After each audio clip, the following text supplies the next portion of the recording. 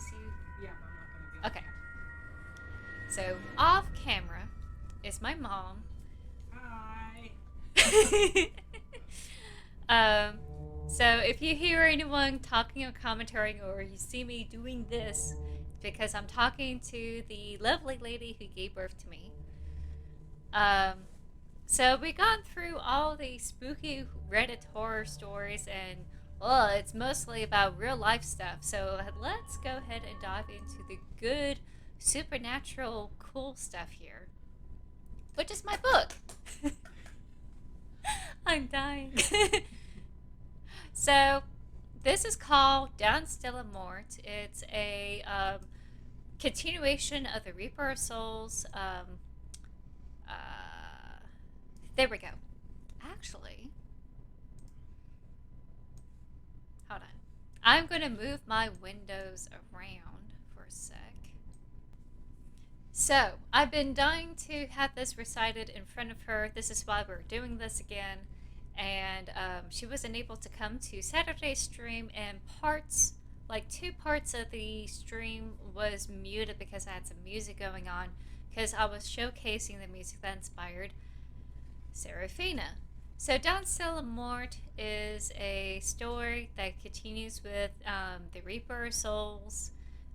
It's a story that was inspired by both the Danse Macabre by Camille Saint-Saëns and by the Edgar Allan Poe um, story about the Mask of Red Death. So I combined those two and just mix it up a little bit as a reaction to what was going on last year.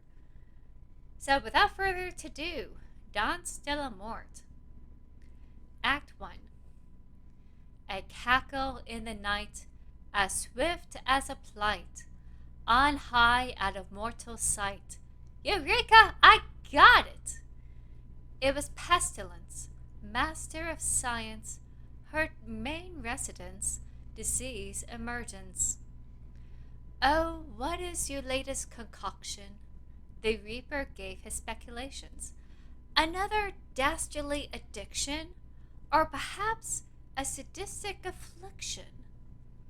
No, it's a simple thing, an unconceivable thing, to destroy every living being. Nothing. Nothing? No bats, no rats under their huts, no gouts or louse or internal bouts, no bleeding, wheezing, or sneezing? You dare defy the internal maker on high. With what here you prescribe, your termination will be nigh. Now, friend and confidant, what I have here is brilliant, requiring no virulent, yet just as malignant.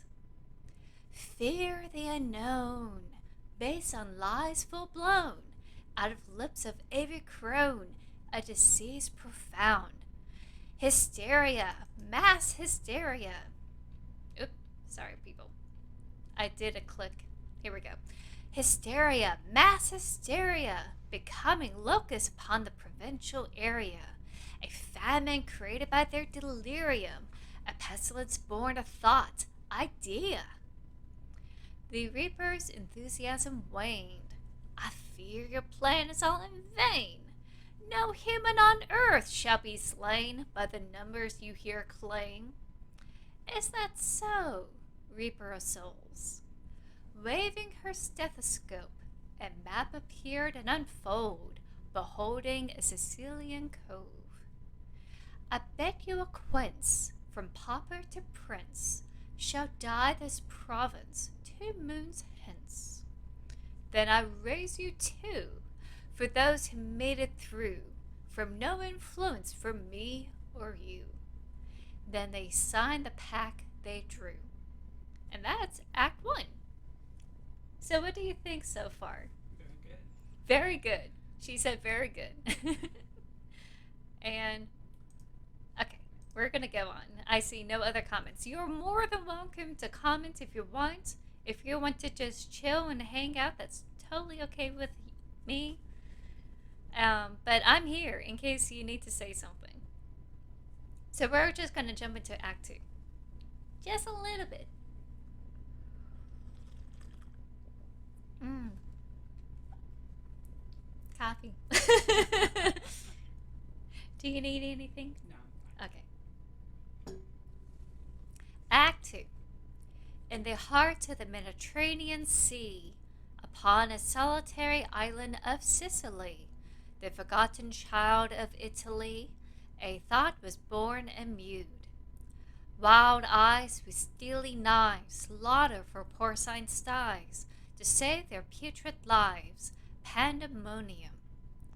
Innocence sequestered as panic festered, praying during vespers, the evening bell tolls. In the cloak of Nyx's night, at the stroke of twilight, from Saturn's guiding light, the Reaper of Souls descend. Silent as velvet shadow, under moonlit glow, in a quiet vecchio he began his survey. As is often told, as the bells toll, hearts of vitriol quicken in fear. For in the darkest hour, no sulphur, no fire, abate his ire, evil will atone.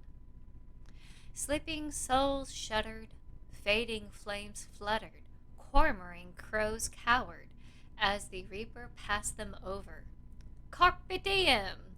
A jubilant din from around the bend of laughter and violins.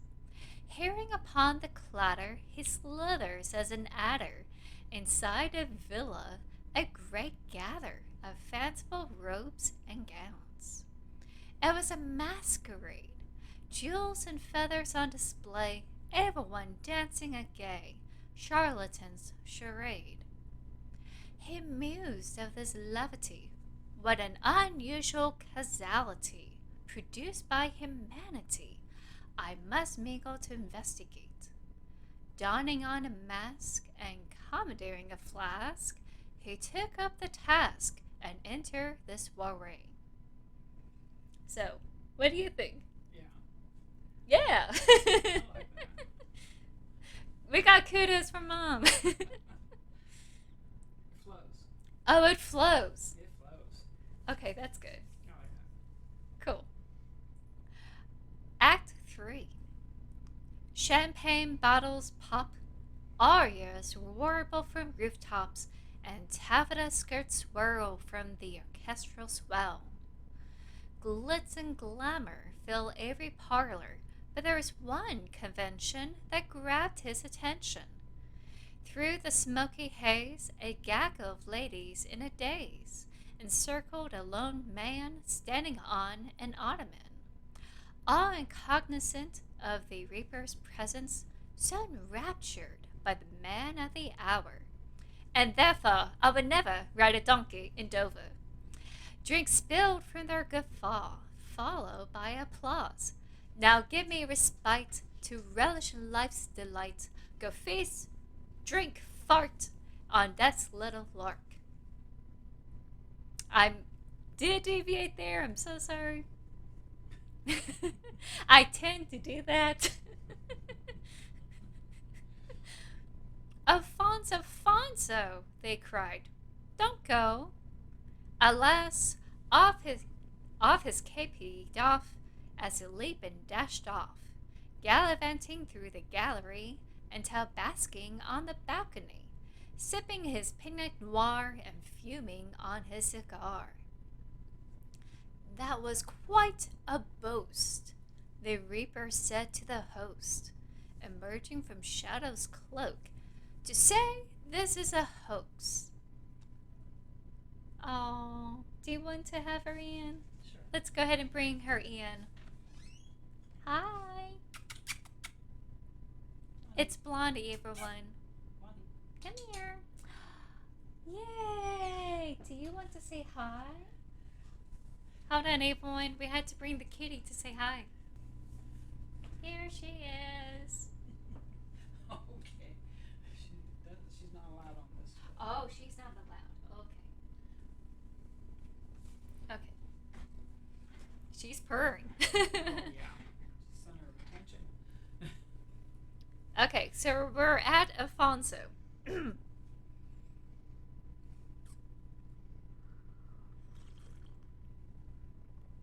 This is a very informal reading. Okay. You almost had me surprised. Yes, I could see you through your disguise. Speak the devil's name. Well, you know the game. Oh, you know who I am. Only a refined gentleman of his Excellency Duprotis would be sour these festivities. Come to rain on my parade after enjoying my masquerade. Admit I'm in flagrant delicto. What tribute you desire for your manifesto? There's no need for this protestation. If you could please answer my question. Alas, before he could say any more, a knock rattled the chamber door.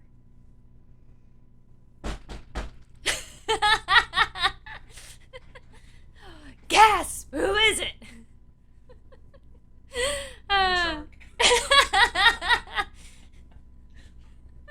She said loan shark. No, land shark. Land shark. Oh, that's even worse. Actually, is it worse than the loan shark? A debate for next time. Sicilian, no less. A Sicilian, no less. You don't want to deal with a Sicilian when death is on the line. Okay. Okay. Act 4. Her eyes were wide, the stars silent, and tender bloom in winter's gloom, plucked far too soon. Standing before them was Seraphina. Alas, the reaper knows her affliction grows, herald of impending doom. How fortuitous to finally found you! The journey was atrocious, the lightning vicious. The dockhands were boorish. Madam, I don't recall we've met. Do you not remember? That night in midsummer, we were witnessed by mummers. I see that you do. Why turn from me, cowering in shame? Alfonso, I don't blame your fears of their disdain. Cloister shells cannot hide that divine seal. No raging sea, no heresy can keep you from me. None can break that heavenly promise. I am not afraid to be seen in the light of day. I care not what they say. Can your husband declare the same? Shall we root him out? I do not doubt. Here he must be about. Taking her by the wrist, before the frivolous guest, Alfonso continues his jest, ignoring Seraphina's protest. My married men, missing a wife? This delicate brown mouse is looking for a house. Claim your precious spouse. Come now, don't be shy. There must be room for a lone groom in the bedroom. Haply she'll brood a babe or two. There was a slap. The whole crowd gasped, and out the door Seraphina dashed. Her eyes were wide, the stars silent, a tender bloom in winter's gloom, plucked far too soon. And that was Act 4. Carry on. We got the green light. We carry on. So Act 5. What was not oft told, the reaper of souls, fearsome to behold, is in truth a kind soul. He, the fierce protector, care for those hereafter. As one harvest of flower, tender petals are sheltered. Even before their demise, gentle beings were surprised to find him under disguise, comforting them till sunrise. Thus here, in this instance, he crossed the distance to provide another chance for a happier circumstance. Signorina, he called behind, I hope you don't mind to take my hand in kind to dance in 3/4 time. Signor, forgive, I hesitate to take your hand this late. I won't take you to my state. I won't berate or mutilate. I know what there dwells, in your heart it swells, to be comforted and held, nothing else will quell. I am not your enemy, you're safe with me. All I ask, dear lady, is to dance with me. Perhaps how he spoke tender was what drew her near, with any fear of this stranger. They bow and unfurl, he gave her a twirl, the taffeta skirt swirl, pearlescent as a pearl. Through the town square they danced everywhere, without any care of vagrant stares. She laughed from glee as they continued their jubilee, swaying gracefully as a ship out on sea. Alas, the hour's bell sound its deathly peal. In his arms she fell, released from her mortal shell. And that's the end of Act 5. Act 6. There in his bosom flutters Seraphina as a soul shudders, released from her mortal shudders, timorous and tender. Shielded from seeing garish, Seraphina queried, Have I perished?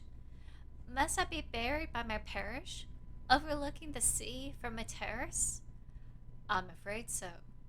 Who are you so bold?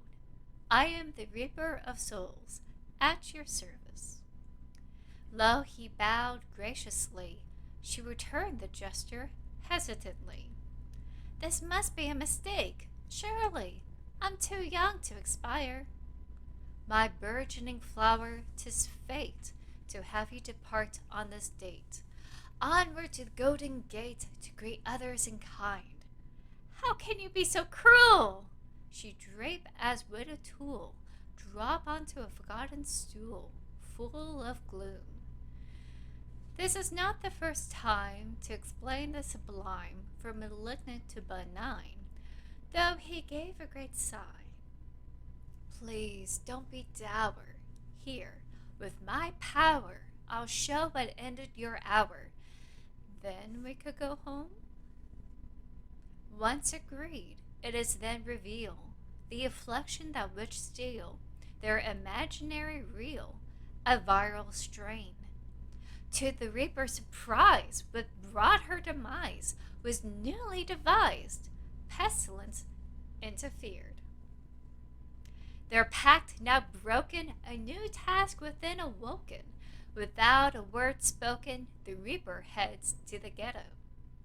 Seraphina hurried thereinafter to find him gather every leper and pauper afflicted by the same strain. The Reaper loudly declared to the crowd standing there, You're invited to Alfonso's fair. Seraphina smiles. And that's Act 7. Aha! The plot thickens. The plot thickens. On to the chase. Act 8. Champagne bottles pop, arias warble from rooftops, and taffeta skirts swirl from the orchestral swell. Glitz and glamour fill every parlor, the jeunes dorés still continue their soirée, all adorned in mask, from the grotesque to phantasm, lock and dervish orgasm. Then the hour struck, nary a viol pluck, as the ebony clock sounded the dreaded glock. Every house guest, from east to west, shudder incontinence, restrain fear and violence. Herein lies their gloom, for each every room constructed in thematic hue, from pure white to robin blue. All windows, casements, and decor vestments prescribed to the visual pun, save for one. Black. Black as coal, black as brimstone when the fire runs cold. Black the velvet drapes, black every ornamental shape, black the carpet with heavy plush, black the clock baying thus. Yet in this garish prison, adorned in bright crimson, the windows tower in their garnet glower. There it looms, that western room, shun and forgotten, till the grand Glock begotten. Then it was over, with raucous laughter. Once again the music plays, and the waltzers sway, until a lone fool notice, standing by the furnace, a mummer in red, shrouded like the dead. Oh, I'm sorry, that was Act 7. We're now progressing to Act 8. Okay. Sorry about that. Let me get a little drink.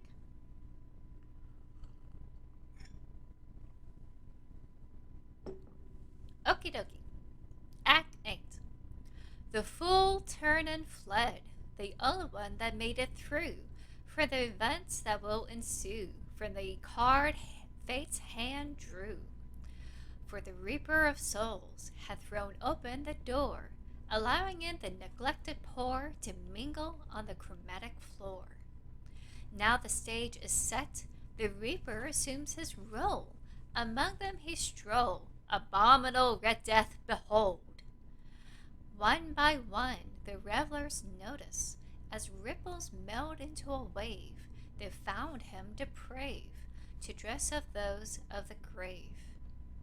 The maestro horror, within this enclosure, have the crowd enraptured, all attention was captured.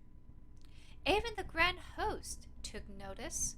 Alfonso looked on in amaze, from fear to raging blaze. Only he should have their gaze. Why was a crime unpunished, to seize the praises he oft bask? And thus he set himself upon the task, of the intruder he shall unmask. Taking the bait, he makes the chase, starting the eastern blue, racing through the rainbow hues, the red mask he pursue. All were a blur as he sped, past the carrying courtiers, past the partaking paupers, past the leisuring lepers, until at last, in the black room, Alfonso skidded to a halt on that slick, dark basalt, for his heart gave a jolt. Not for the mask vermilion, but from Seraphina looming there, dressed in medieval fare, cadaverious dread Queen Guinevere. Her eyes were cold, his screams silent, consumed by the virulent, the progression turned violent. Then breath released its hold. Alfonso fell without a sound. The revelers swarm around, but not a one can be found. And then we progress to Act 9. Okay? What do you think so far? Very good. Very good. Okay, Act 9. For they were invisible to the tethering tangible, spiritually indestructible. The two were indivisible. Hand in hand they led as a lance, pitting them all in a trance, all joined the macabre dance. One took up the tambourine as they fell into twin lines, rich and poor intertwined, dancing the Varsovine. They followed their newfound host, illuminated by yellow lamppost, past the decrepit guard post to the rocky Milazzo coast. The fool witnesses it all. He capered over and caterwaul, cajole, even threw child's ball, anything to forestall their fall. Yet before his lucid-born eyes, there drapes up the starry sky, spectral swallows flying high, severed from mortal ties. There the fool wept of the life once swept. He couldn't dare accept the transcendent concept.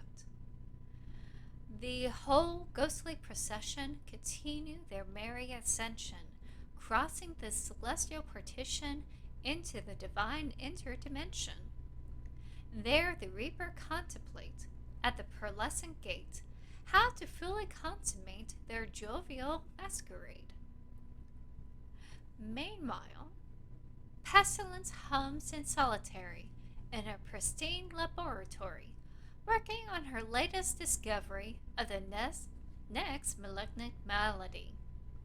Alas, their tranquility was broken when the door was flung open. Abhor the Sicilians have spoken from the greed of baneful bargain. The reaper came in waltzing, and lit on his lips while scolding, "You scurvy, livered starveling, to have me think a virus is nothing. How spiritually rich yet perceptually poor, to be ignorant of this mortal lore.